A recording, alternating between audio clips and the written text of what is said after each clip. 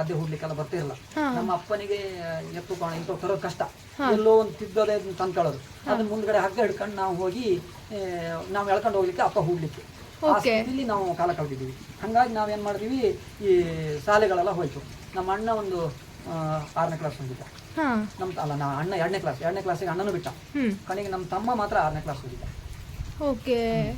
ಅವಾಗೆಲ್ಲ ಬಹಳ ಕಷ್ಟಪಟ್ಟಿದ್ದೀವಿ ನಾವು. ಯಾರೋ ಮನೆಗೆಲ್ಲ ಹೋಗಿ ಕೂಲಿ, ನಾನು ಸಂಬಳಕ್ಕೆಲ್ಲ ಇದ್ದೀವಿ, ನಾವು ಯಾರೋ ಮನೆ ಜೀತಕ್ಕೆ ಕೆಲಸಕ್ಕೆ ಇದ್ದೀವಿ. ಜೀತ ಪದ್ಧತಿ ಇತ್ತು ಅವಾಗ, ಅಂದ್ರೆ ಅದು 1995 ಆ ಹಂತದಲ್ಲ. ಹೆಚ್ಚು ಕಮ್ಮಿ ನಾವು ನನಗೆ 5 ರೂಪಾಯಿ 3 ರೂಪಾಯಿ ಸಂಬಳದಿಂದ ನಾನು ಸ್ಟಾರ್ಟ್ ಮಾಡಿದ್ದೇನೆ. 3 ರೂಪಾಯಿ ಸಂಬಳ ಇಲ್ಲಿ. ಅವಾಗ ರೋಡ್ ನಡೀತಿತ್ತು, ರೋಡ್ ಕೆಲಸ ಆಗ್ತಿತ್ತು, ನಿಮ್ಮ ಮನೆ ಮೇಲೆ ಅಲ್ಲೆಲ್ಲ ರೋಡ್ ಆಗ್ತಿತ್ತಲ್ಲ.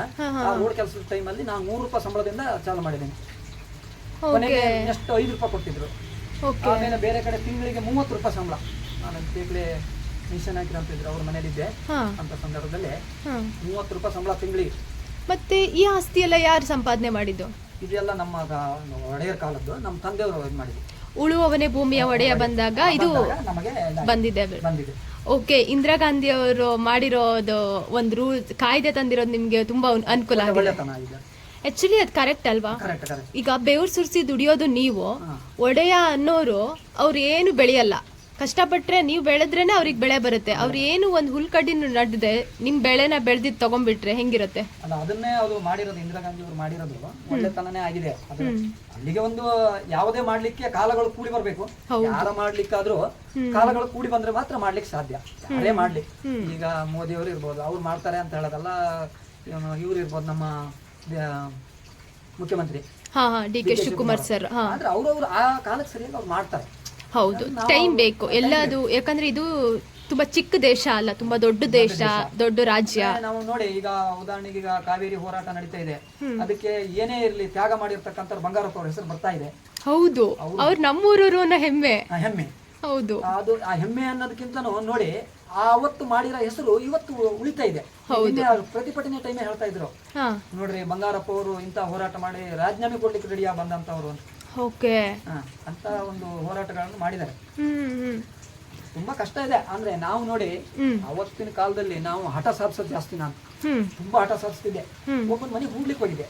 ಹೋದವಾಗ ನಮ್ಮ ಒಂದ್ ಜೊತೆ ಎತ್ತಿದ್ದು, ಅವು ಸರಿ ಹೋಗ್ತಿರಲ್ಲ. ಅವ್ನು ಏನಂದ ಗೊತ್ತಾ, ಯಾಕೆ ಸುಮ್ಮನೆ ಹೊಡ್ಕೊಂಡ್ ಬರ್ತಿರಲ್ಲ ಊಟಿ ಮಾಡಕ್ಕೆ, ಆಗಿದ್ದವಲ್ಲ ಹೊಡ್ಕೋಗ್ರ ಮರ, ನಾವು ನಾಳೆ ಬಂದ್ರೆ ನಿಮ್ಮನ್ನ ನಾವು ಗೋಳಾಡ್ಬೇಕು, ನಿಮ್ಮವ ಎತ್ತುಕೊಂಡ ನಿಮ್ಮವ ಈ ರೀತಿ ಮಾಡ್ತೀರಿ ಅಂತ. ಬಟ್ ನಾನು ಅದೇ ದಿನ ಬಿಟ್ಟು ಬಂದೆ. ಹೋಗಿ ನನ್ನ ಹತ್ರ 10 ಪೈಸೆ ಇದ್ದಿರ್ಲಿಲ್ಲ.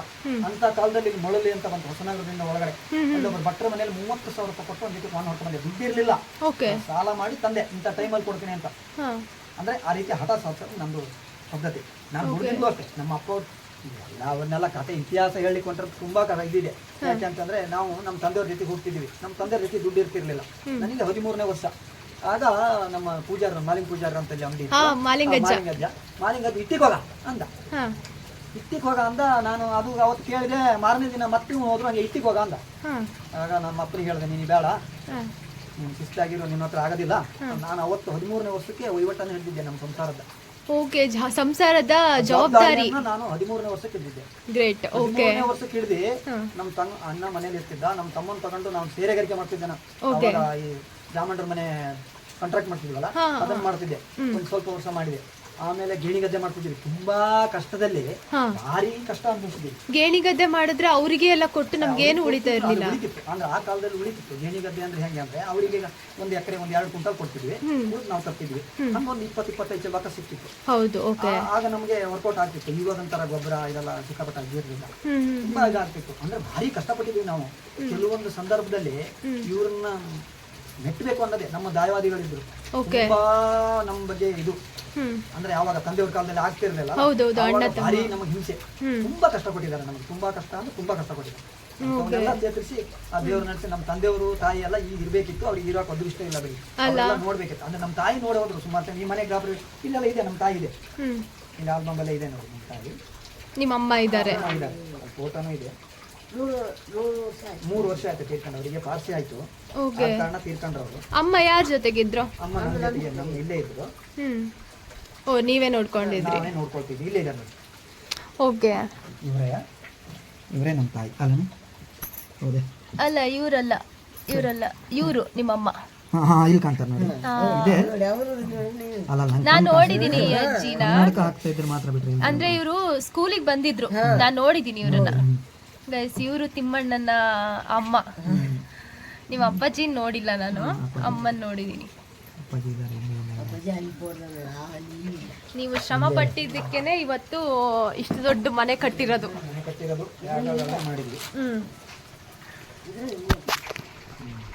ಇಲ್ಲಿದೆ ನೋಡಿ, ಇವರು ಹಾನ್ಗಲ್ ಡಾಕ್ಟ್ರು. ಇಲ್ಲಿದ್ದಾರೆ ನೋಡಿ, ಇಲ್ಲಿ ಹಾನ್ಗಲ್ ಅವರು ನಮ್ಮ ಫ್ರೆಂಡು, JCP ಓನರ್ ಅವರು, ಪ್ರಕಾಶ್ ಅಂತ. ಅವ್ರ ಹೆಂಡತಿ ಡಾಕ್ಟರ್ ಇವರು. ಓಕೆ, ಅವ್ರು ಡಾಕ್ಟ್ರು. Okay okay. ತಿಮ್ಮಣ್ಣ ಅವರ ಮಗಳು ಕಾವ್ಯ ಅಂತೇಳಿ, ಅವಳು ಆ್ಯಕ್ಚುಲಿ ಒಳಗಡೆ ಇದ್ದಾಳೆ. ವಿಡಿಯೋಗೆ ಇಲ್ಲ ನಾನು ಬರಲ್ಲ ಅಕ್ಕ ಅಂತ ಹೇಳಿದ್ದು, ಅದಕ್ಕೆ ನಾನು ಮಾಡಿಲ್ಲ. ಓಕೆ, ಇದೆಲ್ಲ ಮೆಮೊರಿ ಅಲ್ಲ ತಿಮ್ಮಣ್ಣ? ಹೌದು, ಯಾವಾಗ್ಲೂ ನಮ್ಮ ಜೊತೆ ಶಾಶ್ವತವಾಗಿರುತ್ತೆ. ಮಂಜಪ್ಪಣ್ಣ ಅಂತ ಅವ್ರನ್ನ ನೋಡ್ತಾನೆ ಇರ್ತೀವಿ ನಾವು. ಇದೆಲ್ಲ ನಮ್ಮ ಫ್ಯಾಮಿಲಿ 10 ಜನ ಫೋಟೋ ಇದೆ. ನಿಮ್ಮ ಫ್ಯಾಮಿಲಿ ಅಲ್ಲಿ ಗುರುಗಳ ಜೊತೆಗೆ ಅವರಿಗೆ. ಇವರು ಒಬ್ರು ಮಿಸ್ ಆಗಿದಾರಲ್ಲ, ವಿಕಾಸ ಇಲ್ಲ, ಅಜ್ಜಿ ಇಲ್ಲ ಅಲ್ಲ. ಇವ್ರು ನಿಮ್ ಗುರುಗಳ? ನಾರಾಯಣ ಗುರುಗಳು ಅಂತ. ಇವ್ರು ನಿಮ್ ತಮ್ಮನ ಹೆಂಡತಿ. ಓಕೆ, ಇವರು ಮಂಜಣ್ಣ ಅವ್ರಿಲ್ಲ ಅಲ್ಲ? ಅವರು ಡಿವೈಡ್ ಆಗಿದ್ರು, ಅವ್ರು ಬಂದಿಲ್ಲ. Okay okay okay.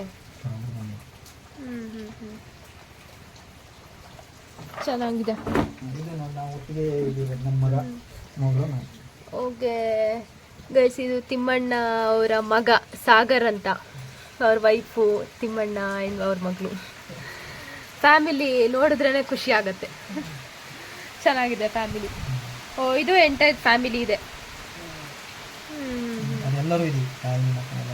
ಹೌದಲ್ಲ, ಹಳ್ಳಿ ಕುಟುಂಬ ಅಂದ್ರೇನೆ ಖುಷಿ ಆಗುತ್ತೆ ನೋಡೋಕೆ. ಹಾ, ನಮ್ಮ ಅಜ್ಜಿ ಒಂಥರ ಈ ಮನೆಗೆ ಒಂಥರ ಆಶ್ರಯ ಆಗಿದ್ದಂಗೆ. ಎಷ್ಟೇ ಹೊತ್ತಿಗೆ ಬಂದ್ರು ಕೂಡ ಊಟ ಆತ ಅಂತ ಕೇಳೋರು. ರಾತ್ರಿ 12 ಗಂಟೆಗೆ ಬಂದ್ರು ಕೂಡ ಊಟ ಆತ ಅಂತ ಕೇಳೋರು. ನಿಮ್ಗೆ ಮತ್ತೆ ಅವ್ರು ಇಲ್ಲಿ ಯಾರೇ ಬರ್ಲಿ, ನೀವೇ ಬರ್ಲಿ, ಯಾರೊಬ್ರು ಬಂದ್ರು ಕೂಡ ಕುಡಿತೀರಾ, ಊಟ ಮಾಡ್ತೀರಾ, ಊಟ ಮಾಡ್ತಾ ಹೋಗೋದು ಅನ್ನೋದು ಬಿಟ್ಟರೆ ಅವ್ರು ಇರ್ಲಿ ಇರಲಿ ಅವ್ರು ಆ ಪದ್ಧತಿ ಇಟ್ಕೊಂಡಿದ್ರು. ಯಾರೊಬ್ರು ನೋಡ್ರು ಹೇಳೋರು, ಅದೇ ರೀತಿ ಹೇಳೋರು. ಯಾರಿಗೂ ಬೈತಿರಲ್ಲ ಅವ್ರು. ಯಾರು ಹಾರ್ನ್ ಹಾಕ್ತಿದ್ದಾರಲ್ಲ.